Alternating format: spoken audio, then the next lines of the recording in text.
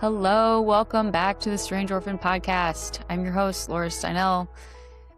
This week, I was thinking we should get into this dirty little word called boundaries. I have been spending an exorbitant amount of time on my phone. I need boundaries for myself. I need boundaries from my phone. I need boundaries from well, we'll get into it, but I think boundaries are a really big topic. And they encompass a lot of different aspects.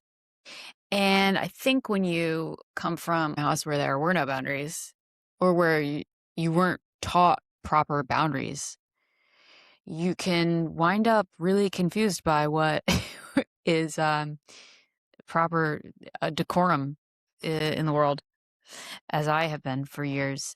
Lately, I've been plagued by this very strange affliction, which is, it sounds harmless, but it's actually not. People will just tell me things. And you might say, oh, that's so, they feel like you're trustworthy. No, it's not that. It's like people just kind of show up out of nowhere and unload their most confounding or horrific story to me and then leave. And or they'll unload some sort of dilemma that they're facing. Like I'm a New York City wall that's just speckled with their emotional paint. Like I'll be on the street walking my dog and I'll just smile at a person. And then suddenly I'm invested in some story about how their son is moving into their basement this weekend and they don't know what they're worried about their future.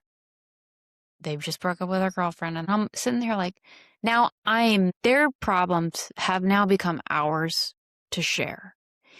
And this happens to me all the time. It happens on airplanes. It happens in public settings. This is why I don't leave my house now. People just tell me things. Once I was passing through airport security and some woman is going through my bags. Nothing in the bags are indicating that I'm someone you should trust with this information. But somehow in the 48 seconds it takes to go through a bag check, she winds up telling me her dad tried to kill himself in the forest or something. I'm like, don't keep that to yourself. I don't know. There's just been a lot of emotional dumping. I'm like the pigeon lady from Home Alone. These people their stories just land on my hat and my shoulders. I need to wear a t-shirt that says no dumping, please. I don't know. So I've tried to understand why people invade my airspace and how to stop it. How do you get in front of this? What is this? From what I've done so much research on the topic. I could be a professional. What I don't understand is why boundaries are so natural to other people and so hard. They're like a minefield for some of us. Some people just cruise through life and no one even impedes on their airspace at all. And then others of us are just pummeled with everyone's emotional baggage. And I'm like, how did you get that track? And I got this one. So that's what we're gonna try to uncover today. Why I'm the pigeon lady from Home Alone with all these problems landing on my hat and shoulders. Yeah,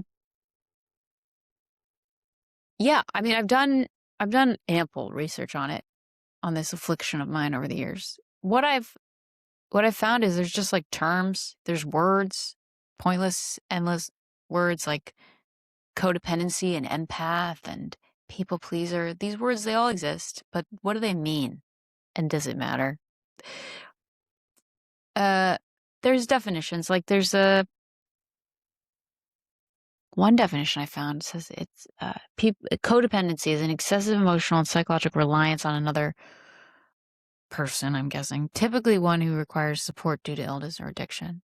I tend to prefer my own lived-in definition, which is people glom onto me or I glom onto them, and usually until it ends poorly or it hurts or you can't get out of it. But what I'm trying to say is that in all of my research, it's never stated anywhere ever how to stop it, how to make it stop. It gets even more complicated because I've found that boundaries is like this big umbrella term that has different offshoots. Tentacles. Ew, the boundary tentacles. Ugh. But like there's physical boundaries, which I think we can all kind of understand. We can conceptualize in the mind. Like this is my space. You're in my chair. Get out. You're sitting too close to me, sir. Usually physical boundaries are alerted in the body by anger, right? Like you've impeded on my space, or you've taken my clothes without asking. These are the tangibles. Get out of here. I grew up in a house where there just was no physical. There was no respect for your physical space, because usually you raise a child and you go like, well, this is our room and you should ask before coming into our room, and we're going to ask before we come into your room. There was none of that in our house. Come on, give me a break. It was like my home was more like a feudal. I was like a land serf in my family's home. I was like a Tolstoy novel. And my parents were like, no, you're on our territory. So we own everything that you possess. We own everything that you touch, and none of it is yours. You've loaned it from us. I once came home from school to find my mother had gone in my room and taken out my journal from like stuffed under my mattress. And I came home and she was just sitting in the kitchen with it next to her. A white hot murderous rage took over my body. I guess she read it. I don't know. It was just like it was like a pathetic power move. Your thoughts are now mine. Yeah, that's narcissism for you. But, cut to now, and I still am filled with white hot murderous rage. If I get I only know I only know how to fix things by like either ignoring them or martial law. Like that, there's no in between my understanding. Like if I get an email sent into my inbox and I've unsubscribed from that subscription thing, the rage that I feel from that, oh, next level. I feel like you should be able to call the police and be like, I've unsubscribed. How did they get in here? You violated my boundaries. But yeah, so all that to say, we know when we've had physical violations, and some of them are way worse than journals. Let's just leave it at that. But then it gets trickier. That the tentacles reveal more tentacles. I hate the idea of a tentacle. I don't like anything with tentacles. Gross. It just feels gross. I hate it. What I'm trying to say is, I need boundaries for my fucking mind, is what I need. There's a whole other subset which gets way more amorphous and abstruse and obscure, and that is energetic boundaries. And they're not cute. I wanted to talk about boundaries because I've always had a difficult time with energetic boundaries. Well, in general, I'm just someone who's really porous. Like, I guess you could call me an empath, but I don't really want to be an empath. It's like I go into a Sephora and I dissipate. Like you pick up everyone else's emotions way too quickly, and it's not for your own good. For me, like brunch is like the worst thing you could possibly invite me to. Like like the center cannot hold. Don't bring me there. It's like a milk frother has gone to my psyche, and I'm just foam. Because energetic boundaries are like, there is no buffer between me and the energy of other people. Like I can take on too much of other people's emotions too quickly and too easily. So like how does someone with poor energy boundaries, like how do we leave the house? What do we do when when the cord between us and someone else hasn't been cut and you can feel the energy of these lunatics in your life so easily? Where did that start? And how do you stop that?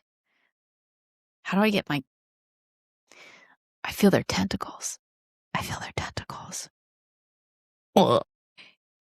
Energetic boundaries, man. It's a really tough morass. It's a tough place to be. If you were someone who grew up in a home where you learned to read the emotions of others in order to gauge whether or not you were safe, you're going to have that problem. In environments where there's emotional instability, you're going to learn to read the emotions of those around you to like crazy degrees. Like you don't read the room, you read the block. Like growing up, there was a lot of emotional instability. There were a lot of fits, and the small people were used as mops to clean it all up, right? So you're just like afraid nerve, and you're watching someone, you're watching their face before you know how you feel. You're watching their emotions before you can feel safe in your own body. And that's a really hard rewire later in life. I was like an amateur seismologist as a kid. I would read the house before going in to like know what I was walking into, because you had to, because that's how you had to survive. If you asked for like a snack at the wrong time, it could be your death. Like you could be that car could be driving off the freaking road because you asked for cheese and crackers. Not worth risking it. Keep it to yourself.